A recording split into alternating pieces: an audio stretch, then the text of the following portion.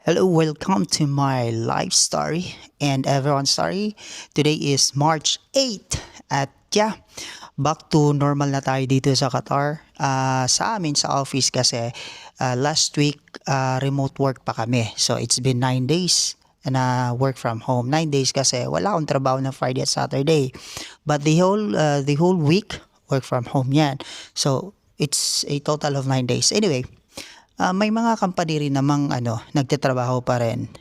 But for us, meron kami natanggap na memo na we will be working remotely for that period of time. And thankfully, back to normal na, balik na tayo sa trabaho ngayon. At yun nga, inaasahan natin na ang lahat ay magiging okay na, peaceful na. Gigising tayong payapa at nakangiti. And yun, siguro from today onwards, ma-share ko lang din kasi marami na rin ako napapanood na mga contents with regards to financial freedom. And I would like to do the same. Though wala pa ako sa point na masasabi kong nandun din ako sa stage ng financial freedom na yan. However, I can share you with yung story ko. Siguro sisimulan ko na rin sa parang kung saan ako magsisimulang muli hanggang sa makamit ko rin yung sinasabi nating financial freedom. At yun lang muna sa ngayon.